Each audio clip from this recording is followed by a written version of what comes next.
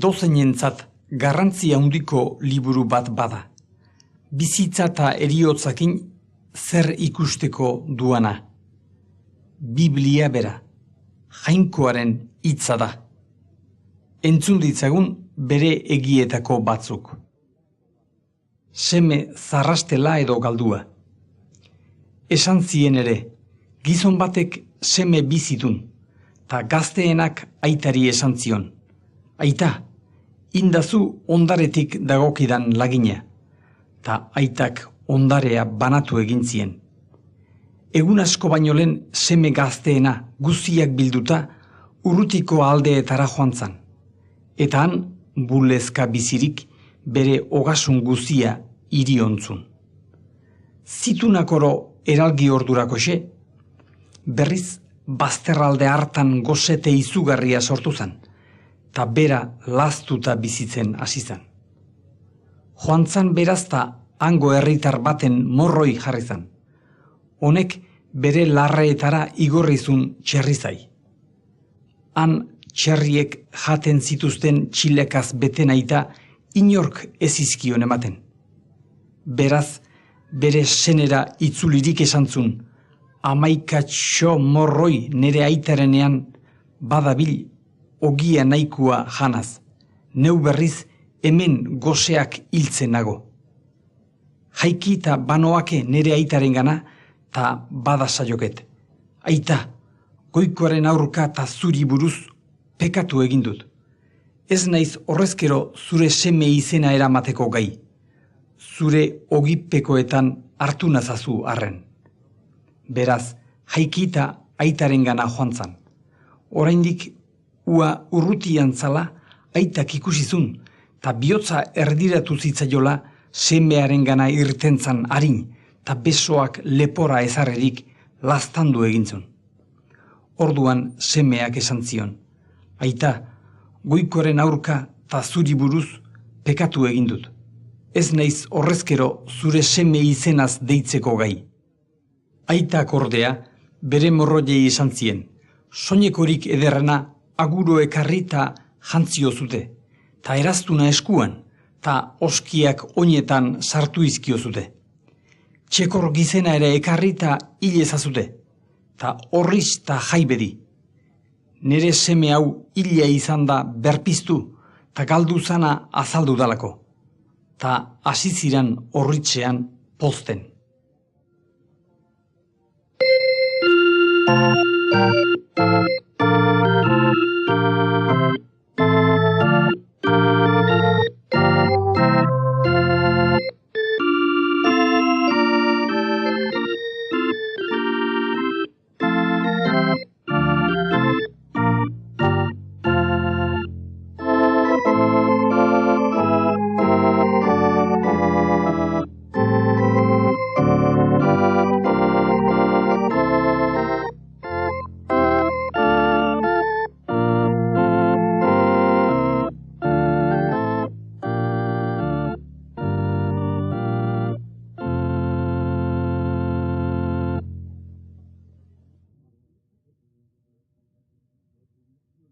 Gertakizun honekin, gure bihotzetan ezarrita dagon pekatua adierazten digu Jesuk, eta gure jainko aitaren gureganako maitasuna. Zer da pekatua? Entzun dezagun hortaz jainkoak berak diona. Idatzita bai dago, zintzorik ez dago bat ere. Ez dago zurrik, ez da jainkoaren bilada bilanik. Guziak birekatu dira, guziak saiestu. Ondaginik ez dago bat bakarrik ere ez. Badakigu berriz, legeak dion guzia, legepean daudenentzat diola. Aho guzia isilita gizadi osoa, jainkoaren aitzinean ogenduntzat agerdedin.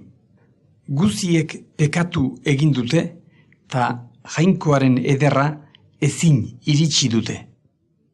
Ta zion ere Jesuk, barnetik, giza bihotzetik sortzen dira asmo txarrak, izorkeriak, lapurketak, eraiketak, ezkontzakutsuak, urregosea, gaiztakeriak, iruzur zantarkeri, bekaitz, birao, arrokeri eta erokeriak. Gaitz guziok barnetik sortzen dira, ta hauetxek loitzen dute gizona. Pekatu haundi edo txikiak izan, jainkoak dio. Pekatu saria eriotza data. Ta gizonentzat behin hiltzea, ta gero ebaztaldia, erabakita dagon bezala. Honek ez du gure gorputzaren eriotza adierazi nahi. Eriotza honek gure anima jainkoagandik bakartzea esan nahi du. Gure gorputza hildakoan bere betiko zigorra duela.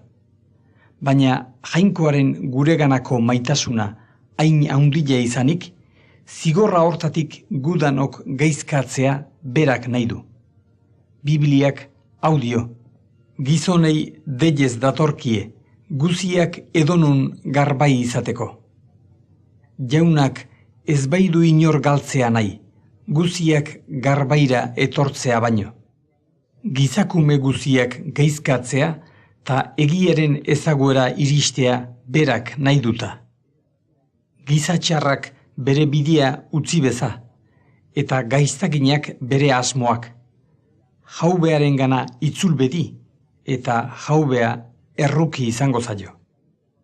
Izan ere, jainkoak gizaldia maite dulata, bere seme bakarra eman dio. Harengan sinistea dun gizaki guzia, zutani, galdu ez dedin, baina betiko bizitza izan dezaten.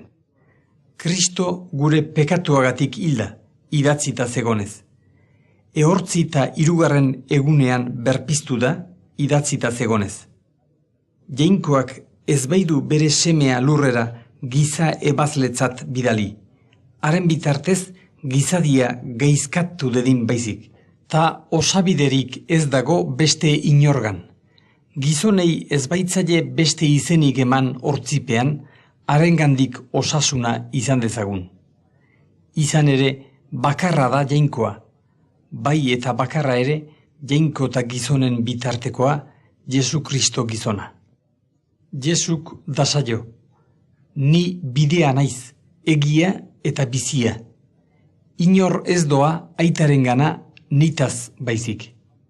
Jainkoaren hitzak hau dio. Jaunaren izenari oles eginda, edozein gaizkatuko data. Jainkoaren emaria betiko bizitza, Jesu Kristo gure jaunarengan. Jesuk da saio. Neke eta lorretan zabiltzaten guziok niregana zatozte, ta neuk pizkortuko zaituztet. Zinez da saizuet, nere hitzaren aditzale ta bidali neunaren sinestun danak betiko bizia du, ta alakoa ebazpidera ez dator, eriotzatik bizira aldatzen da ordea. Hauxe da Bibliak guretzat duan esanaia. Jesus gure pekatuen ordainetan hiltzen da, zure pekatuagatik eta nereagatik. Zuk hau zure bihotzean sinisten badezu, eta zure pekatuak berari aitortzen badizkiozu, berak barkatuko dizkizu. Zauden lekuan zaudela, zuk berari otoitz egin dezaiokezu.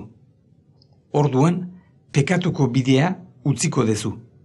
Bere espiritua etorri zugan biziko da, eta aldatuko zera. Zu hildakoan, zuzenean zerura joango zera, berakin bizi izatera. Jainkoaren hitzak audio. Kristorengan inor bada izaki berri da. Zaharrarenak egin du. Ara dana berri. Ta haren aitorra hau da. Jainkoak betiko bizia eman digu. Ta bizi hau haren semeagan dago. Semea daukanak bizitza dauka. Jainkoaren semea ez daukanak bizitza ez dauka. Hau idatzi dizuet, jainkoaren semea sinesten dezutenok betiko bizia daukazutela jakin dezazuten. Eta orain Euskaldun adiskideok, entzun dezagun beste gertaera bat. Hontan adierazten zaigu, Kristok gu zintzotzea eta berari jarraitzea nahi duela.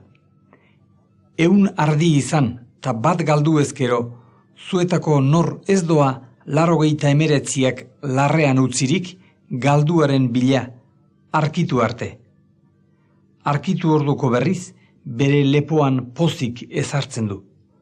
Ta etxera helduala, adiskide eta auzokoak biltzen ditu esanaz. Poz zaitezten erekin, ardi galdua arkitu duteta. Neu aitornatzaizue. Horrela zeruan ere, garbaidan pekatari batengatik poz handiagoa izango da, garbai izanenik ez duten 99 zindogatik baino.